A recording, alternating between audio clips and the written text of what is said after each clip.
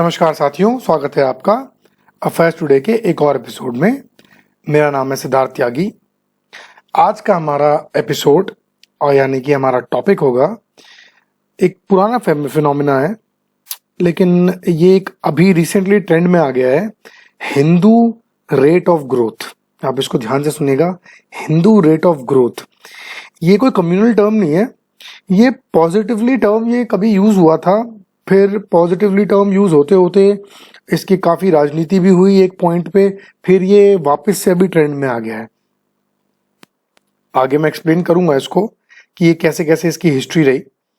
ये जो Hindu rate of growth जिसको आप सुन रहे हैं अभी, ये अभी हाल ही इन्होंने, ये आरबीआई के फॉर्मर गवर्नर हैं रघुराम राजन, इन्होंने ये टर्मिनोलॉजी यूज करी है अभी इंडिया के लास्ट जो क्वार्टर भी बीता है उसके लिए इन्होंने टर्मिनोलॉजी बीती है। लास्ट क्वार्टर जो बीता है यानी कि जो थर्ड क्वार्टर बीता है यानी कि अक्टूबर से दिसंबर का, इन्होंने ये बोला है, इन्होंने ये चिंता जाहिर करी है कि ये जो अभी हमारी इकोनॉमिक ग्रोथ रेट आई है ये कम आई है, यानी कि 4% के करीब आई है।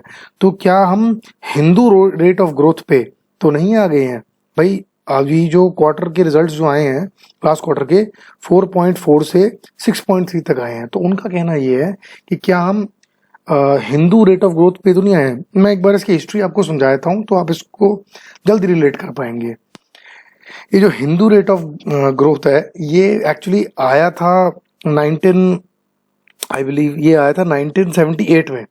उस समय के इकोनॉमिस्ट राज कृष्णा ने एक 1978 में राज कृष्णा उस समय के इकोनॉमिस्ट थे, उन्होंने ये एक फिनोमिना दिया था। अच्छा, बाय द वे, ये फिनोमिना कोई रेशियल, कोई रीजनल, कोई इस तरीके से डिस्क्रिमिनेट करने के लिए नहीं दिया था, एक अचंबा था, इसमें एक तरीके का पॉजिटिव सरकाज़म था। उन्होंने ये कहा था कि उस टाइम पे जब 1970s के दौर में जब भारत की जो इकॉनमी है एक एलिफेंट की तरह बढ़ती जा रही थी और 4% पे कंसिस्टेंट उनकी इकॉनमी बढ़ती जा रही थी, तो दुनिया काफी अमेज होती थी ये बात सोचकर कि भारत की इकॉनमी को दिक्कत कैसे नहीं आ रही है। यानी कि कहने का मतलब है कि भारत की इकॉनमी इतनी ग्रो कैसे कर रही है। ये एक काफी अमेजमेंट यानी कि काफी अचंभे का काफी सब हैरान हो जाते थे इस चीज को देखकर, क्योंकि अगर आप देखें तो आसपास के जितने भी देश थे, चाइना, बड़े बड़े जितने भी कंट्रीज थे, इनकी इकोनॉमी काफी स्लो होती थी उस टाइम पे, कभी तेज हो गई और काफी अनप्रिडिक्टेबल रहती थी। बट इंडिया की जो हमारी इकोनॉमी शुरू से 4% ग्रोथ पे रही, जबकि आप जैसे कि जानते होंगे कि नेहरूवियन एरा में, वैसे जेन्युइनली देखा जाए तो ये नेहरूवियन रेट ऑफ ग्रोथ है, जो कि उस पॉइंट के हिसाब से इतनी खराब नहीं है कि हम अंग्रेजों से, हमें आज़ादी मिली थी और अंग्रेजों से आज़ादी मिलने के बाद हमने इतनी कंसिस्टेंट ग्रोथ को मेंटेन किया था। आपको ये बात जान के काफ़ी आश्चर्य होगा कि जब अंग्रेज हमारे साथ थे, यानी कि जब उन्होंने शासन किया था इस देश पे, 1% से लेस यानी कि ऑन एन एवरेज 0.5 की इकोनॉमिक ग्रोथ रेट रहा करती थी। एंड जब ये नेहरूवियन पॉलिसीज के हिसाब से काफ़ी क्लोज्ड इकोनॉमी हुआ करती थी हमारी 1990s तक, ऑलमोस्ट 4% तक ही ग्रोथ रही। तो ये ग्रोथ जो हमारी थी ये एक हद तक अच्छी थी, ये ग्रोथ थी, क्योंकि हमारी ग्रोथ नीचे जा ही नहीं रही थी, इंडिया कंसिस्टेंटली आगे बढ़ता जा रहा था। वहां पे ये टर्मिनोलॉजी आई थी राज कृष्णा साहब के द्वारा, और वो थी जी, अब ये तो क्या बोले, इसको तो हिंदू रेट ऑफ ग्रोथ ही बोल सकते हैं। ये तो बढ़ता ही जा रहा है, कंसिस्टेंट है ये उस टाइम पे टर्मिनोलॉजी आया था। फिर 1990s में मॉक करने के लिए काफ़ी पॉलिटिशियंस के द्वारा ये बोला गया ये तो हिंदू रेट ऑफ ग्रोथ है, उस तरीके से इसकी राजनीति भी बाद में हुई जिस टाइम पे। लेकिन ये चीज़ इंटरेस्टिंग है कि 1990s के बाद जब डॉक्टर मनमोहन सिंह और नरसिम्हा राव साहब जब ये लोग आए थे, इनके बाद हमारी इकॉनमी बूम हुई, जब हमारी मार्केट खुलने लगी थी। तो ये तो हो गया हमारे हिंदू रेट ऑफ ग्रोथ की निशानी। अब आपको मैं ये बताना चाहूँगा कि ये रघुराम राजन ये क्या कह रहे हैं। ये कह रहे हैं कि जो लास्ट क्वार्टर का जो रिजल्ट था ये 4% के आसपास आया है। तो उनका मानना ये है कि क्योंकि ये 4.4 टू बी प्रिसाइज आ गया है 6.3 के मुकाबले, तो उनका कहने का मतलब है कि कहीं हम तो हिंदू रेट ऑफ ग्रोथ के आसपास जा रहे हैं। ये पुराना एक टर्मिनोलॉजी है, इसको राजनीति से फिलहाल ना जोड़कर हम एक बात ये बोलें कि हम इसको थोड़ा सा ऑब्जेक्टिवली समझें कि ये कहना क्या चाह रहे हैं। कहना ये चाह रहे हैं, ये एक बस एक चिंता दिखा रहे हैं। हालांकि ये सरकार के क्रिटिक तो रहे हैं, इसमें कोई डाउट नहीं, लेकिन अभी हम इसको इकोनॉमिक्स की पर्सपेक्टिव से देखेंगे तो ज़्यादा बेटर रहेगा। वो ये है, वो ये कह रहे हैं कि ऐसा क्या हो रहा है कि हम थर्ड क्वार्टर स्लो कर गए हैं।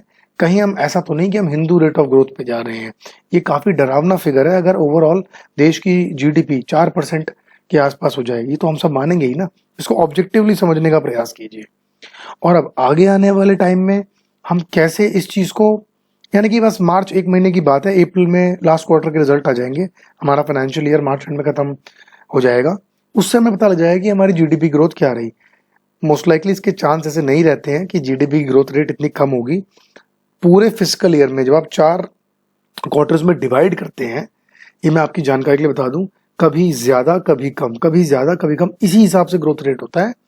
ये हर, जैसे आप किसी बिजनेस में भी अगर आप अपने देखोगे, आप बोलते हैं ना कि धंधे का टाइम है ये, सीजन का टाइम है ये, और ओवरऑल एक ग्रोथ को आप नाप लेते हैं। इसको इस तरीके से समझिएगा। जैसे इंडिया में कभी बिजनेस बहुत पीक पे जाएगा, कभी कम जाएगा। इंडिया को भी आप एक बंदे अपने आप से रिलेट करके देखिए। आपका कभी हो सकता है, जो होटल चलाते हैं फॉर एग्जांपल, उनका जून जुलाई नवंबर दिसंबर ये टॉप का टाइम आ गया। जो बरसात का टाइम मान लीजिए लो का टाइम आ गया। मार्च का टाइम मान लीजिए नॉर्मल रहा। तो इस तरीके से एक ओवरऑल सेल देखी जाती है। ऐसे ही देश की इकोनॉमी के साथ भी होता है, एक ओवरऑल परसेंटेज देखी जाती है। तो जब ये अगले महीने, एक ही महीने की बात है, उसमें सारा रिजल्ट क्वार्टर्स आ जाएगा। और इनकी चिंता वैसे गलत नहीं है, क्योंकि अगर आप ट्रेंड्स देखोगे ना तो सारे में ही स्लो हो रहा है। चाइना बहुत स्ट्रगल कर रहा है, पूरा यूरोप ठप हुआ है। लेकिन इसमें एक क्वार्टर पॉइंट, मैंने एक आर्ग्यूमेंट ये भी है कि हमारी सरकार की पॉलिसी काफी स्थिर रही है। तो ये काफी इंटरेस्टिंग होगा। हिंदू रेट ऑफ ग्रोथ से मतलब बस इतना सही है। मैंने यहाँ पे सारे आर्टिकल्स डाले हुए हैं। अभी जैसे मैंने इसमें लिखा हुआ है नेहरूवियन रेट ऑफ ग्रोथ, आप समझ लीजिए नेहरूवियन रेट ऑफ ग्रोथ और हिंदू रेट ऑफ ग्रोथ ये एक ही बात है, क्योंकि at the end of the day policy वो नेहरू साहब की ही थी, जो कि एक हद तक सही भी थी। उस टाइम पे हम जो अपने देश पे पैरों पे खड़े हो रहे थे। तो जैसे आप यहाँ पे देखेंगे, ये डेटा दिया हुआ है। अल्टीमेटली हमारी जो ग्रोथ आई है वो 1990s के बाद आई है, और हमारी जो ताकत है वो लिबरलाइजेशन के बाद ही आई है। तो अगर आप हमारे इसमें डेटा में भी अगर आप देखेंगे हमारे, तो अभी इस एरा में हम काफी ऊपर चल रहे हैं ग्रोथ के हिसाब से अगर मैं बात करूं। लेकिन 1950s तक it was a major bump, यानी कि जब तक अंग्रेज हमें छोड़कर या जब तक हम पे शासन कर रहे थे, 1990s के बाद ये पिक आया है। और अब तो हम सब देख ही सकते हैं।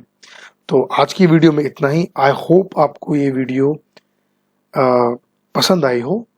अगर आपको ये वीडियो पसंद आई तो प्लीज़ आप इसे लाइक कीजिए और चैनल को सब्सक्राइब कीजिए। Thank you very very much.